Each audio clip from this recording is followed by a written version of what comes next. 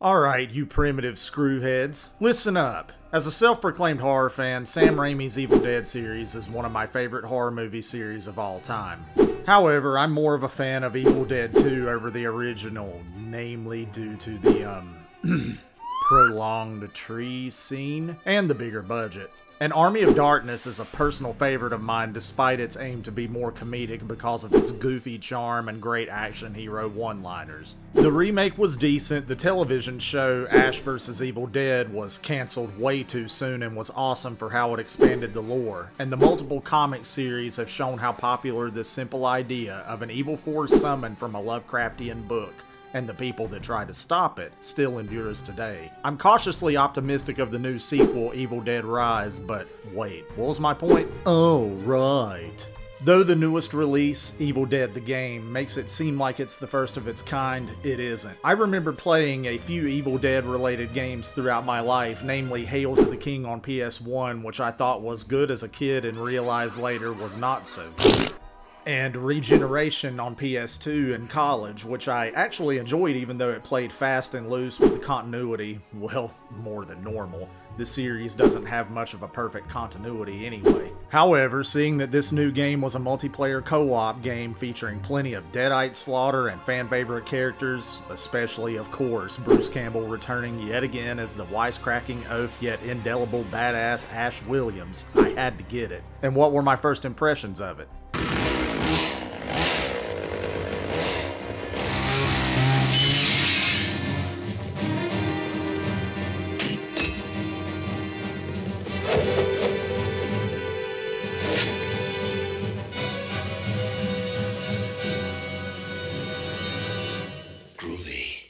Yeah, it is groovy.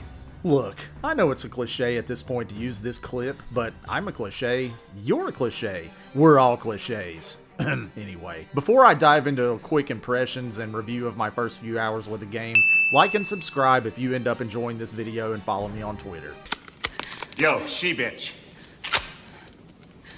Let's go. Fine, okay. So, I don't really need to go into story elements since this game doesn't really have one. Well, there are elements, but I'll get to that. If you're not a horror person and need a refresher, then here goes. A group of youths go to a cabin in the woods and discover a book made of flesh and blood, the Necronomicon, and find recordings left by the previous owner, Professor Novi, that utter incantations from the text, releasing evil demonic spirits that possess the tenants. Leaving our hero, Ash, in the original series anyway, to fight his possessed friends and battle the forces of darkness with shovels, chainsaws, and shotguns. Or is it boomsticks? Throw in time travel, zany Looney Tunes style gore, and there you go. All you need, and if you haven't checked any of them out... What are you waiting for, huh?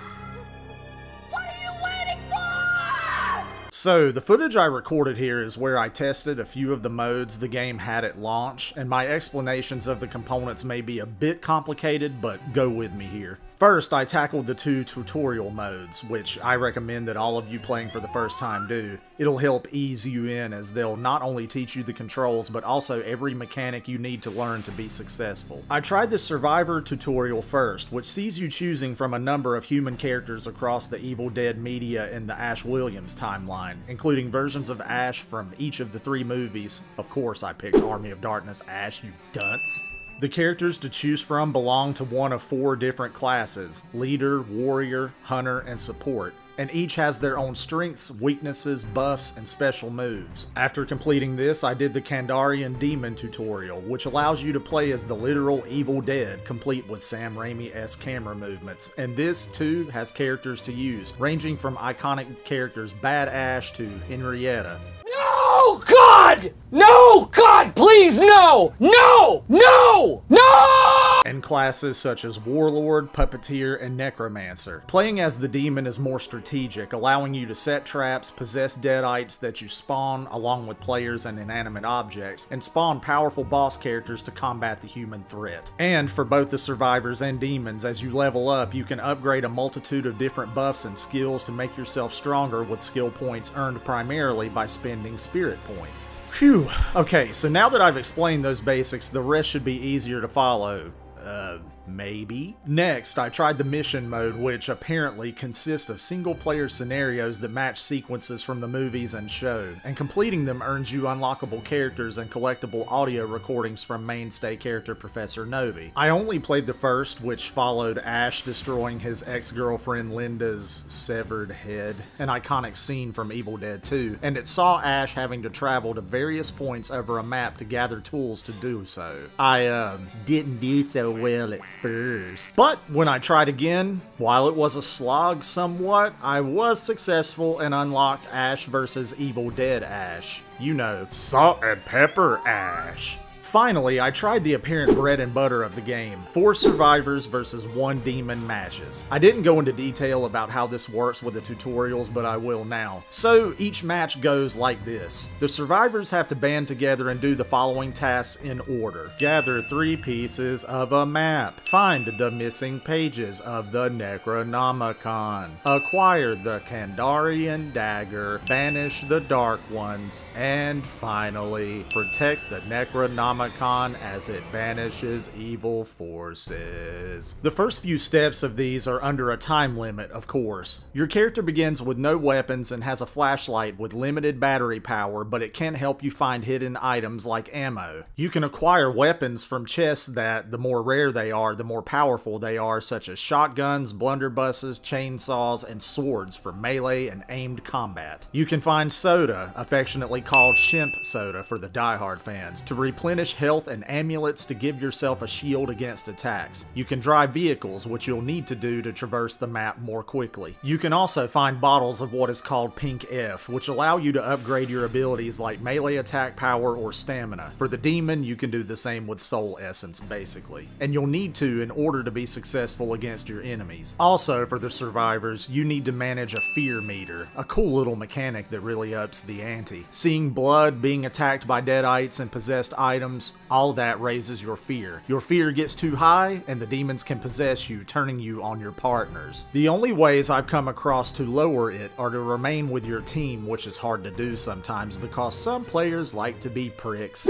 Gives me Friday the 13th flashbacks. And to find well-lit areas. Very little is lit up. This is a horror game after all. So you have to find matchbooks to use to light up fire pits, lanterns, and other objects, kind of like how Alan Wake is protected by light sources. And lastly, you can get knocked down and require resurrection from your teammates, but you can also die permanently and only be brought back by your teammates going to an altar, which I have not yet been able to experience.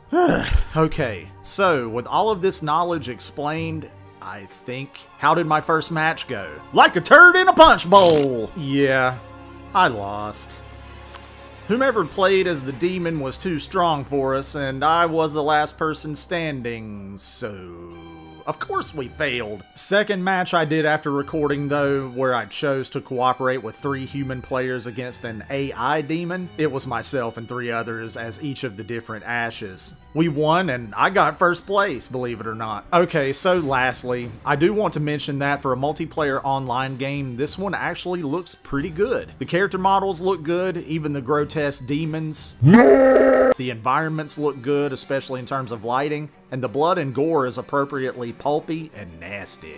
It doesn't have quite the hilariously awkward look of how Friday the 13th sometimes did, which I know was by a different developer, but I still find them both highly similar in terms of look and setup, and this one is definitely more polished. Now, to finish up, let me look at some gripes I have. 1, I'd like for there to be a lock-on feature when fighting enemies with melee combat. It's kind of sloppy and hard to focus when there are multiple enemies coming at you, which happens a lot in the later parts of a match as the demon gets stronger, seeing you getting swarmed by multiple enemies at once, though maybe this is to make it more frenetic and intense. 2, while it's always great to hear Bruce Campbell and others from these series, some of the one-liners are kind of repetitive, and honestly, Bruce occasionally sounds kind of bored, especially when hearing lines he delivered with enthusiasm in the movies and show delivered here. And maybe he is. Honestly, the lines from Schwarzenegger in Predator Hunting Grounds, the one game featuring his likeness a couple of years ago that he actually did voice work for, sounded more emotionally deep.